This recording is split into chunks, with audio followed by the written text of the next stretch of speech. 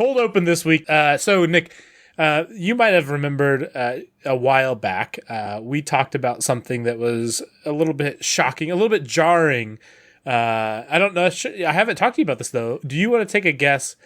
I have received a fairly large amount of feedback, like literally by far the most amount of feedback I've received from people who I know watch the show about a particular topic. Do you want to take a guess what that was? It was from episode 34, 2 weeks ago. So I feel like this is half cheating because I think you told me a little bit of this last week, but is it the WNBA topic? No. It's not that. It's not that. Okay, talk to me. But it's the other part of the title.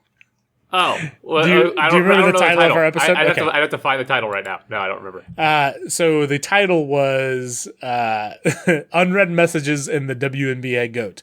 I have received absolute outrage at the number of unread text messages that I have. It's unsettling, dude. It would literally give me anxiety. I would freak out all day long. I don't understand. So it's not part of our show, but before we actually got into the show, I did want to acknowledge to all the people who have reached out to me, which again, like I said, far has outweighed the feedback I've gotten from anything else. Apparently, I am well outside of what is okay and acceptable, and Nick was correct right to be. Thank you. Was well within his rights to be on his guess of 50 messages unread, to be what should have been an outlier. To be literally an order of magnitude more than that was not acceptable. Jeff, we usually talk about things that are subjective on this podcast, but I really want to let you know that this is objectively unsettling. I don't like it. It's not okay. That is the reason why I want to have the cold open. It is objectively wrong. I am sorry for all the people that I've not responded to. I am sorry for my phone for having such a terrible, terrible badge on my my messages app.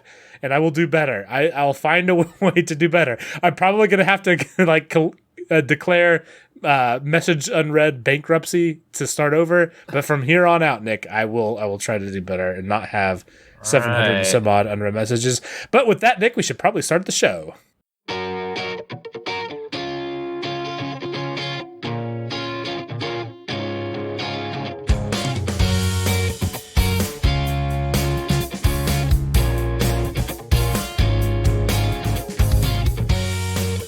And welcome to the Year We Started a podcast born Phoenix-like from the ashes of last year's podcast. I am your co-host, Jeff. And I am the co-host that will actually answer your text, Nick. Hey! It's like the thing from before the intro. Thanks, Nick. Yeah, right there, yeah. We're a couple of friends that occasionally give people crap over how much they read or don't read the text messages, and like to bring a couple things that are fun and interesting to us to the table to talk about. Nick, I have an intro topic. Okay. Tell me the intro topic. This intro topic is about the 4th of July. This episode will come out the day after the 4th of July. For all of our international listeners who definitely don't know what the 4th of July is for sure, because I have a feeling that hold on, I have a feeling that no matter which corner of the globe that you reside in, that you know about America's Freedom Day. Why is that, Nick? Why would the entire world know about our Freedom Day? Are we a little bit forward with it? No, I don't know what you're talking about. No idea. It's just that everyone loves freedom, so why would you not know? Everybody loves. I think across the globe, everybody always keeps their tab on when we call our time to eat hot dogs and blow things up. Exactly.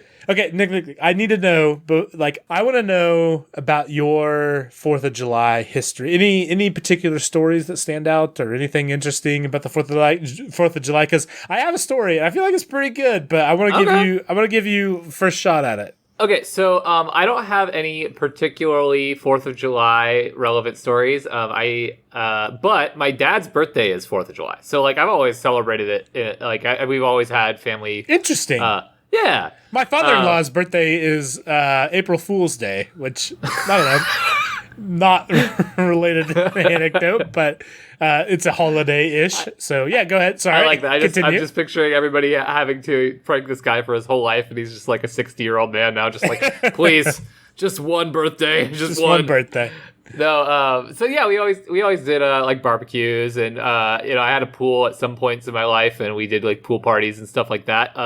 I have always relatively gotten along with and enjoyed Father's Day. Wow, 4th of July because of that.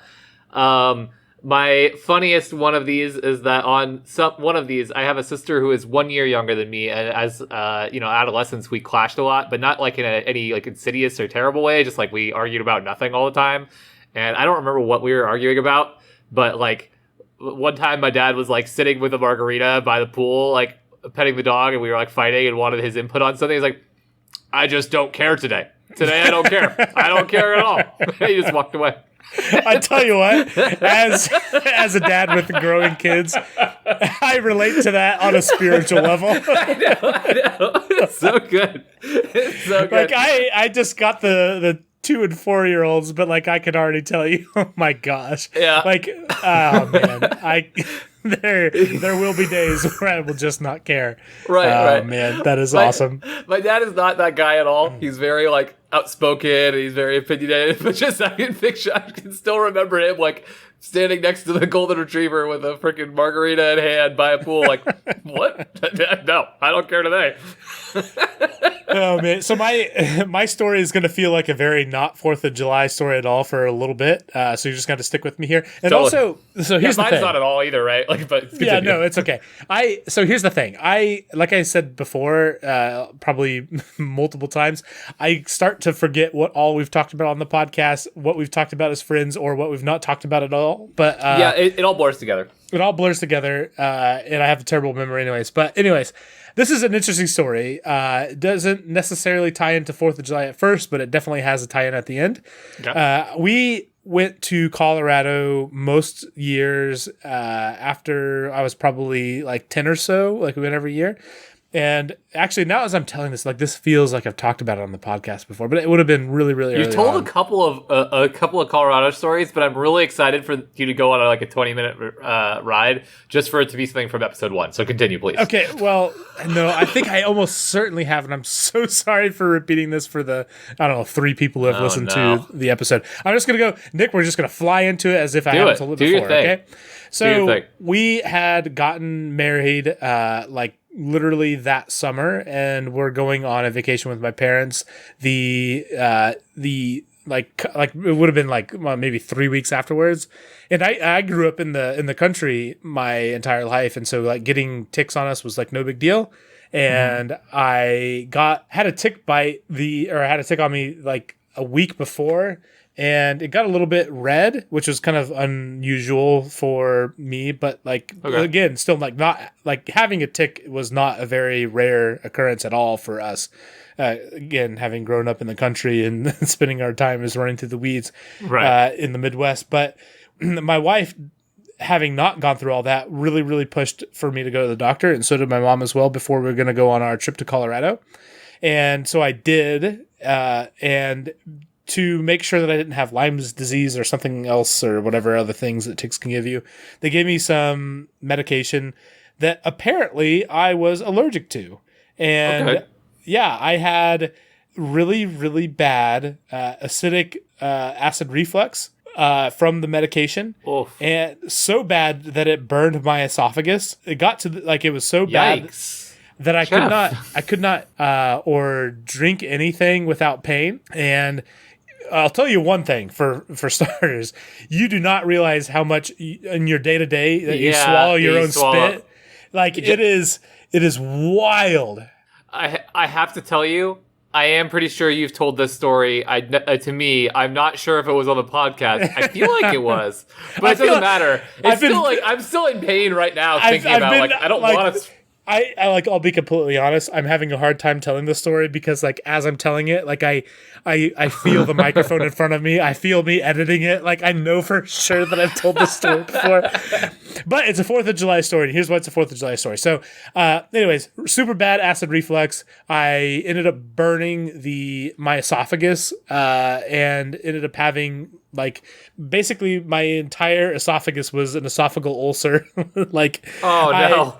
I could not eat or drink anything without pain. I ended up only being able to eat applesauce for a very long time.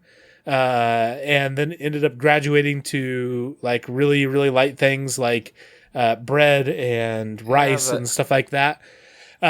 In the middle of like when I was literally only able to eat applesauce, we had the 4th of July. And before that, I was planning on cooking various things, helping grill for the 4th of July party that we're having, which also feels like such a, like, I'm super excited to have the 4th of July now that we can be with family Actually again. go grill, Yeah, go grill for more than my wife and 2 kids that don't ever eat my food anyways. But no, anyway, so I was going to help grill, and I helped grilled all this food, and there is a particular thing that I am a sucker for, and I don't know why it's been like a 4th of July thing that I am excited for every year, but some bacon wrapped jalapeno stuffed with like this cream cheese stuff, like grilling that, like, oh, it's so flippin' good. I am such a sucker for it. That sounds super good, to be honest. And I'll tell you what, Nick, grilling your favorite like little appetizer when you can only drink applesauce as your food is like the most painful thing ever. You told me a story because I remember how crappy that would be. Oh my god. Oh man, like just at this thing where you're grilling what is like the most delicious thing to you, and then to only be able to eat a little applesauce and just, but man, it was not an enjoyable experience knowing that there was like no chance in the next couple weeks that I was even going to be able to swallow anything. For sure. That was remotely solid. So we just talked about how we've talked about the thing and before on the podcast, and now I've like rehashed it. But Nick, we've talked about Doritos before. We have talked about Doritos before. Yeah, this is separate. I think it was black pepper Doritos was the one I was talking about, where I think so. I thought it was like the greatest flavor that's all forgotten forever because they're never going to make it again. Okay. Okay. Tell me about Doritos question mark. So real quick, what do you think of as like your go-to? Is that like your favorite snack food that you can think of? What's your like go-to snack food, like crappy junk food snack food? Just like if I were to go to my pantry right now and pick out what, I mean, not even that. Like I don't know if you know what I mean, but how you have like the guilty road trip food that you're just like, hey, I'm on a road trip. It's fine. It doesn't matter what it is. It's fine. I'm gonna have this. Well, my road trip thing is sunflower seeds of any sort. But that's fair. If I were to go to like, I don't care about the calories. I'm going to eat my favorite snack food. Yeah. Cool Ranch Doritos all the way. See, I don't know why. Cool Ranch Doritos are super good. They are. I think I lean a little harder on Funyuns, but I mean, it's not a big difference. Flip Funyuns. Oh. I know. Fun onion treats, sir. Why are they so good? I don't know. Why are they so good? Well, I've learned it. So there is a lot to this, like this whole Doritos crap, but I won't go too deep into it. But do you know that like snack food is made with like science in mind? Like they do studies on crap. Like Doritos did a study with MRIs to see how brains respond to certain types of food and certain types of food. Okay. So like one, yes, that is absolutely ridiculous. But two, Nick, one of our favorite topics is talking about the psychology behind the reason why freaking brands are so effective on us. And honestly, it shouldn't be that surprising at this point to us. I completely agree. But that is crazy. Like, oh man, Jeff, I'm just gonna go down. Instead of I thought about like how could I make this a Nick topic that like I make that I tell you all these like interesting things from a couple of different articles and whatever else about this. But really, I found like this one perfect article by Business Insider that breaks down the addictiveness and ways that the ways that Doritos in particular are incredibly addictive. They're like this one food scientist who wrote a book titled "Why Humans Like Junk Food," has chosen Doritos as like his perfect snack or whatever the hell. And this article does the best breakdown of like the 5 articles I found on this subject. So I'm just going to go through a couple of real quick points for you here. And I feel deceived And also, as I read it, and every article one of these that I read, I wanted Doritos more and more as I was going through. I'll tell you what, Nick, while you're talking, I'm not going to lie to the listeners. I am Googling addicting foods, and I am convinced that this is a thing. So go ahead. Oh, also, I just want to say that this is what my takeaway from all of this is that I am abdicating all responsibility for my eating habits from now on. It's not my fault. I have been outfunded. I have been outnumbered. It's not my fault. I can't be held responsible. I don't know why it's so funny to think of you as being outfunded. Where's the line, Jeff?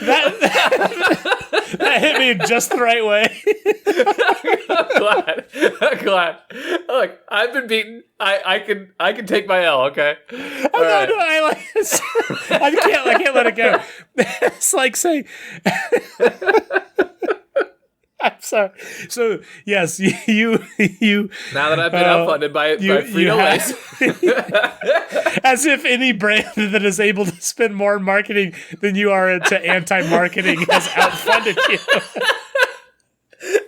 Oh my god! It's just I mean, it's like you have some butler that curates your intake of anything. Damn it, Watson! I told you to put more in I pay you well. Oh gosh. Okay. Sorry. Oh my god. Man, the thought of being outfunded by marketing things. Okay. You know me. I'm sitting here in a lab. I've purchased a couple of scientists' time to help me try to alter my flavor profile, and it's just not working. My taste bud profile. I don't know what the hell. You just don't have the backing. You don't have the capital. Okay. It's not a fair fight, Jeff. It's not a fair fight. Oh my gosh. Okay. So here's the breakdown. Point 1. Intoxicating flavor. That red powder is high in salt and sugar, two major pleasure solutes, and loaded with flavor boosters like MSG, disodium, whatever the hell, isonite, onicidate, I don't know, and something else. Not to mention garlic, Romano cheese, cheddar cheese, and more. So that's just a breakdown of the crap that's in there. Yep. Next, you've got mouthwatering magic. The powder also contains acids, buttermilk solids, lactic acid, and citric acid that trigger the release of saliva. That's pleasurable in itself and also a factor that makes everything taste better. Literally everybody in the room, as soon as the specific scents that are on that come off of it are the kinds of scents that are designed to make your mouth salivate, and it literally makes people hungry just being in the room when you open a bag of Cheetos. Or Doritos. It's literally scientifically designed. That explains a lot right now. It doesn't it? And as you're thinking about it, Jeff, oh my god. Okay. High dynamic contrast. Your brain is excited by the sensation of biting into a hard substance that quickly dissolves. This is also an example of vanishing caloric density, where food seems to disappear in your mouth, tricking your brain into wanting more. Which perfectly encapsulates me. I tell Jen all the time, the only snacks I like are crunchy. I'm like, can you find nuts or something that are crunchier or something? I don't know. It's stupid. My dumb brain, my stupid lizard brain is get the crunchies, Nick. Get the crunchies. It makes it good. So I've stopped looking at the internet, and I have 4 things here that I feel like are the same thing.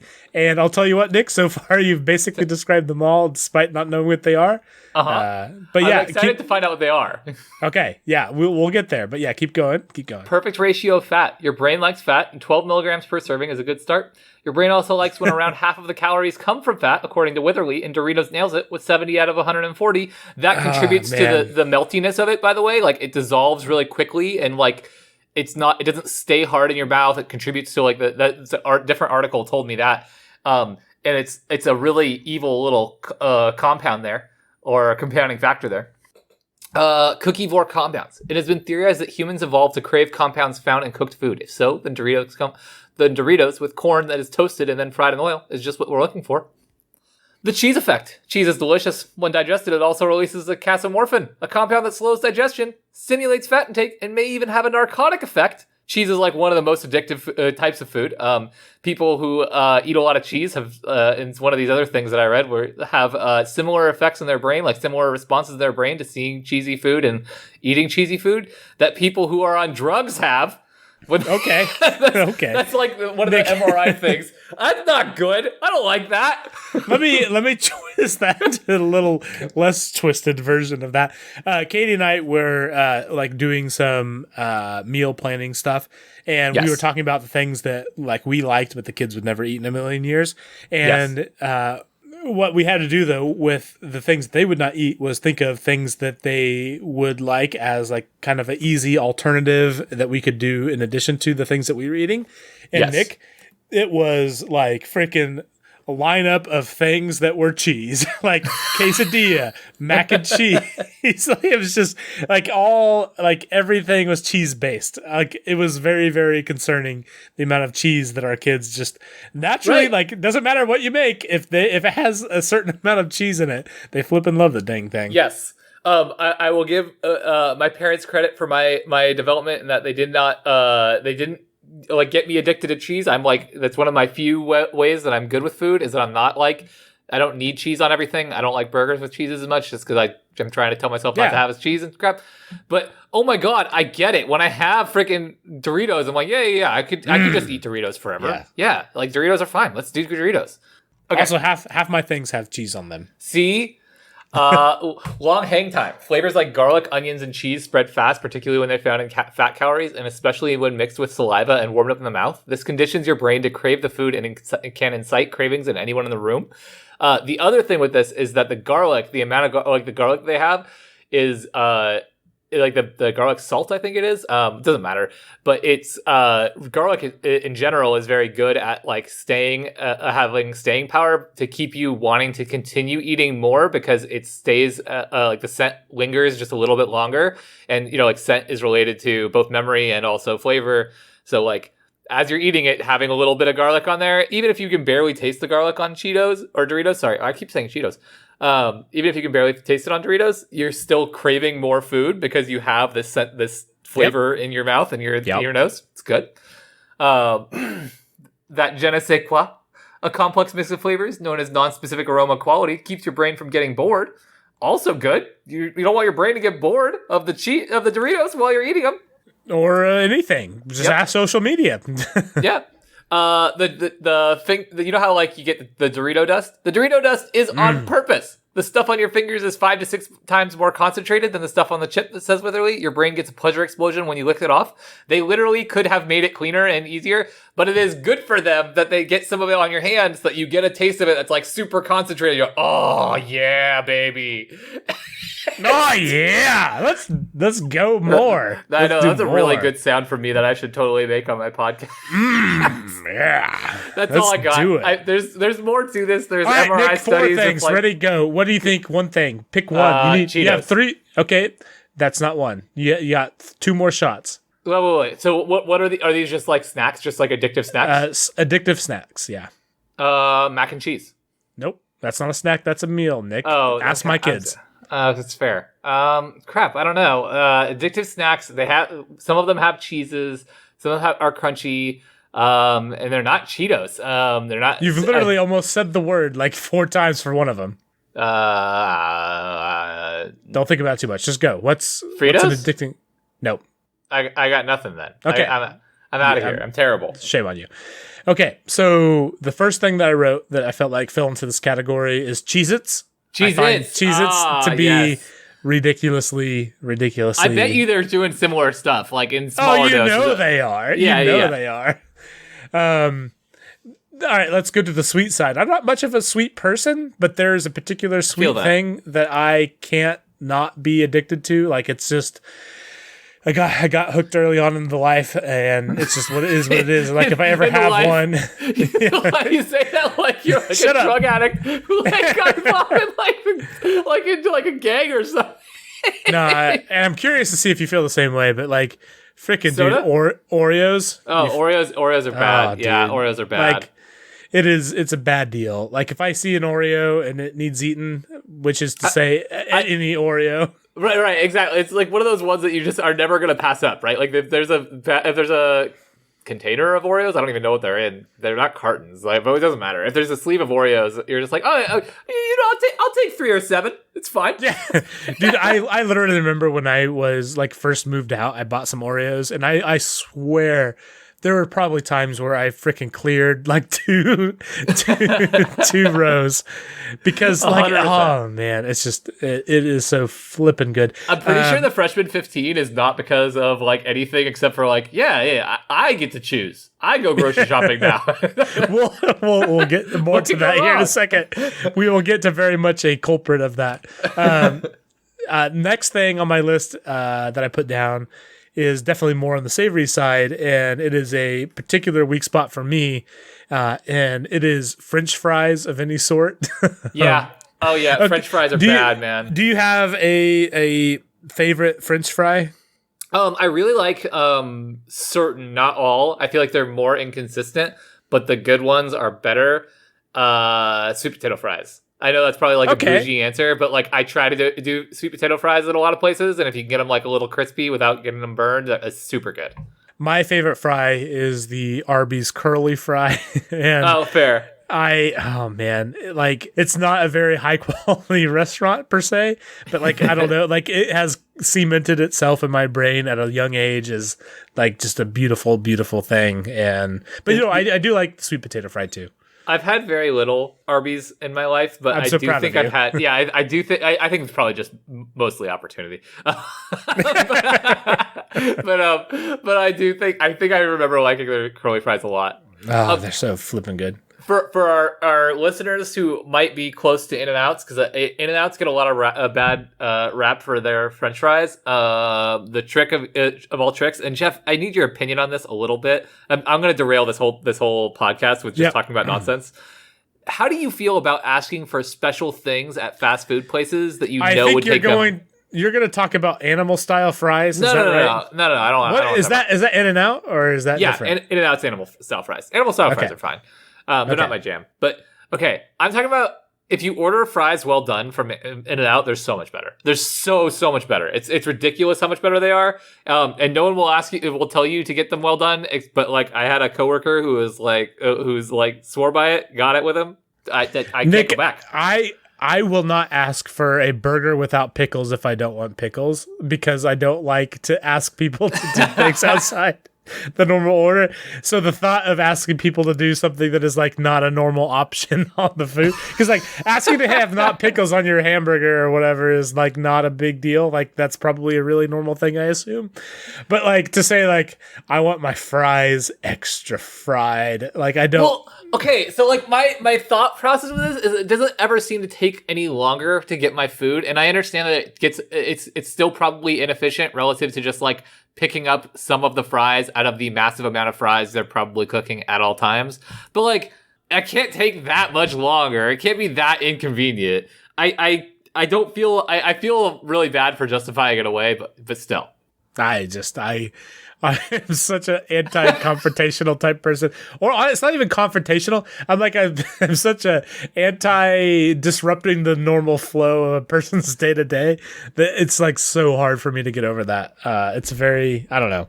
It's baked into my DNA. In my mind, you're at a restaurant. Like, I mean, if you don't mind cooking the thing on the menu, I really do apologize that I don't want this steak rare. If you don't mind cooking it to a nice medium, that'd be fine. But if you need it to be rare, that's fine too. Oh my God. All right, Nick, my last thing. I recently got pizza rolls for my kids for the first. This is the first time I've had pizza rolls. Mistakes. And probably it's gotta be. I mean, it has gotta be at least 10 years. Like it's been a good flipping decade. But Nick, they are still to this day packed with the most amazing flavor ever. I don't know how they do this. Like, apparently I'm the most unsophisticated person on the planet, because I've had lots of good food. I have, lots of things that I like, but there is still nothing better than this stupid flipping pizza roll. They should be served at every restaurant that is claiming to provide an exemplary dining experience, because my goodness, our pizza rolls so good. Have you had pizza rolls, Nick? I have not had pizza rolls. I'm just picturing Okay, you. I'm Nick, picturing Nick. No, I know. You've never had pizza rolls? No. Nick, I'm the worst. We are recording a podcast that means nothing. You're here living your life, knowing full well that you could go have a pizza roll right now for like $3. Nick, I know. Our podcast could pay for it. You could go buy the pizza rolls on the podcast dollar. This is what the Patreon is for. Yeah. Patreon.com/TimeWithSet. Please support Nick in buying a Patreon supported pizza roll. Oh my God. Nick, okay, please, I understand that it's not healthy and like you live in California where everybody is healthy. Can you please Jeff, go spend $3? You've seen me. I'm not. Well, crap. You bike more than I sleep in a day. I do, but I also eat a lot of Funyuns. Okay. Well, okay. For the sake of the podcast, can you please, for the love of all things holy, I will report back. I will. Okay. And just submit your receipt to our accountants, and we will make sure that is tax deductible. Tax deductible pizza rolls. You're the worst. Nicholas, please. Like they come in a pack of like 30 or something like that. You don't need to eat 30. I understand we're grown adults, but like Nick, please put freaking 12 of those. I will. I mean, have some ranch ready if you're the sort of person who likes ranch. So here's my thing. I really don't like tomato sauce in large amounts, and I picture these like I've always visually seen them and thought like it's too much tomato sauce for me. But it's not. Okay, it's not. Try it. Just try it. It's okay. It's okay. Okay, I'm down. I will indulge. You don't really have to pitch me this hard. Like you're saying this all like I'm like you know me. I just can't really do pizza stuff, Jeff. I can't really do that. Like, I just need you to know that I'm serious. I know. So I'm down. I'm down. Text me if you have any questions, Nick. You have my number. Nick, I talked about last week when we went to Oklahoma City and I sprinted into a chained off area and made a fool of myself. As we always do. As everybody does at some point in their life. I spent a lot of time golfing. My wife has gotten really into golf, which has been super cool. It's a nice outdoor activity to do. And so we've had a lot of fun doing that. I think I mentioned that last week. I'm not sure, but now I definitely have. Yes. She's also quite good at it. Like, significantly better than I was at the number of hours that she's spent on it than I have. But what I did not anticipate was we bought Mario Golf when it came out on the 25th, so like 5 days ago. And I spend a lot of time playing it because I've loved Mario Golf. Did you play Mario Golf back in the day? I did. On GameCube. Right? It was on GameCube. Yeah, I love the heck out of that game. And so when I found out it was coming to Switch, like I was so ready to play that.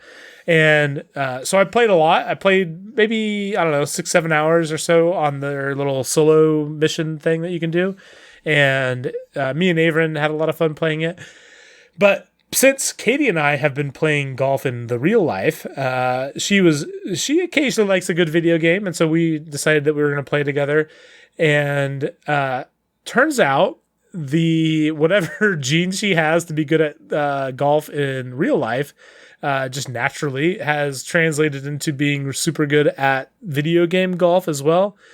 And so we were playing, and the very first game we played like the mode where like you play like whoever wins the hole wins the hole. Like you don't worry about the number of points under par or anything like that. Like it's just you win the hole, you get +1. If you lose the hole, you get nothing. Right. Because it's just like it basically is less punishing if like you have a really bad hole. You don't want to like have somebody get +5 over par or something like that, and then not even have the rest of the game be interesting. So that's what I thought would be a fun thing to do for us. Well, so we did that, and she won. And then we played again the next night. And she was kind of in a little bit of a hurry because she needed to go do some work stuff, but we had a little bit of time. And so we're like, well, maybe we'll play a game or two and we'll just do best 2 out of 3 holes. Okay. And so on the first one, I won 1, she won 1. what happens on these sorts of things is you typically end up drawing enough times that like you play like actually like 5 or 6 holes until somebody wins one. Because if you both score par, for example, like nobody goes up on the other person. That makes sense. Yeah. And so I've played a fair amount of it, and that's normally how it works. Well, like I said, I won one, she won one, and then we did the third one, and I hit it super close to the hole, and she sunk a hole in one, which I have played this entire time and have not gotten even significantly close to being able to hit a hole in one. And like it is, as a competitive person, it is, to say the least, a little bit. Did you feel a little beaten up? Did you feel a little emasculated there? I felt yeah, that's a good way to put it. I felt a little emasculated. Having played this game for like 6 hours, she's picked it up for like 30 minutes. It's a hole in one. Again, not just any hole in one. A hole in one to like it's a walk-off hole in one. It's like, oh my god. Like, do I win then? Yeah, do I win? Is that right? I mean, I've only been playing for 30 minutes. I don't really know. I've only been playing for 30 minutes. Honestly, it was exactly like that. Anyway, so like, okay, well, we finished that one so quick. We'll play one more. And how it went was we tied the first hole. We tied the second hole. I hit the third hole again and was literally like 2 inches away from the cup. Again, by far the best hit I've ever hit. And she freaking hit a hole in one a second time. And I just walked away. like I can't do, like, what the frick? How is that even possible? You should retire. I did. I called Mr. Nintendo and I told him, like, you guys have this game and it is not fair. Like, it's not equitable, and I'm not playing. I'm done. I'm retired from Mario Golf. She's outfunded you. It's not your fault. Yeah. No, you idiot. My God. No, it's just she apparently has. I like the golf gene is strong within her. It's like what's the Star Wars thing, midichlorians or whatever it is. She's got the midichlorians advantage. It's not fair. It's not fair. I don't know how it happened, but I've enjoyed golf like my entire adult life and even before, and I have watched like 70 million thousand golf videos over the years, and I have never been shown up so bad in golf stuff, and and to have it translate into the other thing that I love so much, which is video games, like the crossover. Nick, you know, like I love me some video games and trying to be good. I do. And to just be completely shown up. Nick, I played that GameCube stupid freaking Mario Golf like a bazillion times, and I maybe got 2 hole-in-ones the 100 hours I played that dumb game. And to have that be outdone in 45-minute period from a person who has never like played a Switch game in her life, aside from a couple exceptions, like she just like walks up to the freaking I love it, dude. I love it. You've like, never seen this in anything else. It's like and I inherited this from my dad, and I love you very much, Dad. I can't help from like giving advice on like how to do things, and like to give advice and to see her like do bad at the advice that I gave, but then freaking plop it in for a hole in one. It's like it is beyond humiliating. Like why do I even try with anything? Like why do you do anything at all? That's a good question. I've been asking myself that. It's just it's so bad. It's so bad, gosh. Nick. I'm very sorry, Jeff. That's really, really funny. What you got about books, Nick? I just wanted to share this because I wanted to hold myself accountable to it because I've been trying to start this dumb book, but I started reading a murder mystery novel. Do you like? Me too. Yeah. Do you like that genre? Because I do a lot. No, even though it's I don't. No, you don't. Okay. It's not my thing. I haven't read that many, but every murder mystery that I read, I always really enjoy. Like Agatha Christie, I really like. I mean, she's the easy classic and whatever. I have no idea who that is, but yeah, I trust you. Agatha Christie wrote. What did she write? She wrote, and then there was none, and then there was one. Okay. And I know what that means for sure. Yeah, she. Come on, I'm terrible for not knowing more of her. I'm looking it up because I'm awful. She's like the murder mystery novel, and then there were none. Okay. I don't know. She's written a lot. That's the answer. Is a lot of books. Okay, books though. What do you like? But regardless, so I started a book called "The 7.5 Murders of Evelyn Hardcastle." And I really freaking like it. And it's Really? kind of, Okay. yeah, it's a little weird because it's like it's like sci-fi meets classical murder mystery. Like 100 pages in, I'm like, all right, I think it's sci-fi, or I'm not really sure. Like 100 pages in, I was like, wait a second, does this have like some kind of like spiritual and or sci-fi element? What's going on here? And it's not really clear to me what it is yet. I kind of think sci-fi. I don't want to give it away in case anyone ever wants to read it, because it's only 100 pages in out of, I think it's a 300-page book that it kind of introduces a topic, but it's very funny because it's like instantly like Agatha Christie meets this other movie, and I was like, and I basically got even more into it. I was enjoying it. It was charming. It was fun. No, it's crazy that we're talking about murder mysteries. I think I've listened. Well, so Katie and I, when we went on our 10-year anniversary trip, we listened to a murder mystery, I guess on the surface is what you would call it, novel on audiobook while we were driving. It was Where the Crawdads Sing. Have you heard or listened or read that book? Jeff, I just read this. Wait, you just read this? Yeah, like a couple months ago. Did we talk about it on the podcast or in person? I think so. Nicholas. I think so, yeah. Nicholas. Did we really actually do it? Yeah, it was really good, right? Did we listen? Are you sure we talked about it on the podcast? No, not sure that we talked about it on the podcast. I don't think we did. It's really hard. Most of my books are recommendations from a friend and then from Hayden. And then my sister reads a ton, so I talk about books with both of them a lot. So I feel bad because I may have talked about it with you. I may have talked about it in passing. I may have talked about it with you a lot. I don't know. I talked about it too much. Not too much, but... What were your thoughts reading it?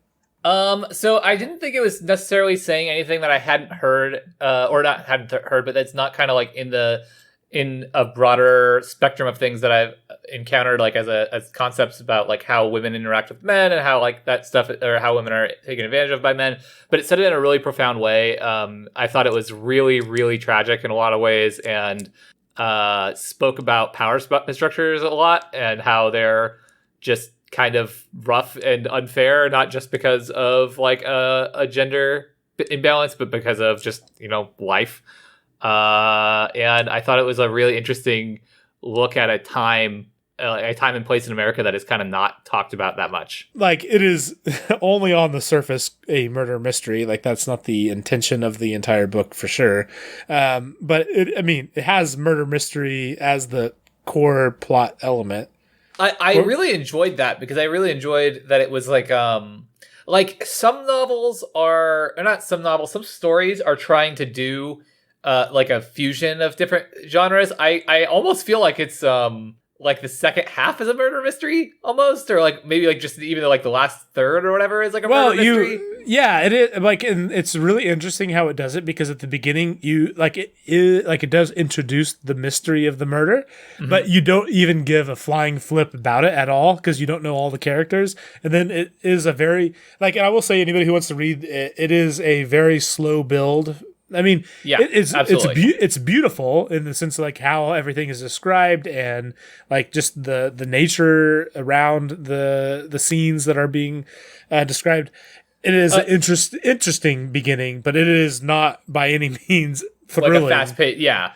And that's something I would give to the author is she like I don't know the last time I like got swept up in prose. Do you know what I mean? I don't know the last time that I read something and was like, wow, that's just like a brilliant description, like a eloquent, beautiful imagery. And that's where it, like, I think it's like maybe its strongest point is just the imagery. It really takes you into the moment and the feeling of the area and the connection to the book is very much concerned with a rural area in North Carolina and the girl's connection to the land there. And it's super good at getting you connected. So let me say this before we switch off the topic. I gotta stay connected to this one, but you should check out if you're looking for a relatively easy, like relatively fun read.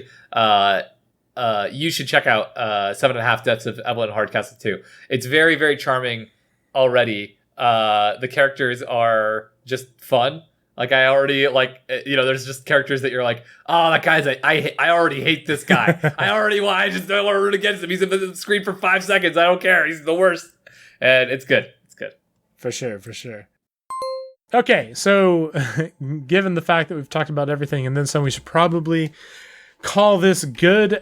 We are going to go record our Patreon-only podcast the year we start another podcast. We talk a lot about NBA stuff these days, but probably some other stuff here soon, as the NBA stuff only has a few more weeks left, Nick. Only so much longer until we enter into the non-NBA era of the year we start another podcast.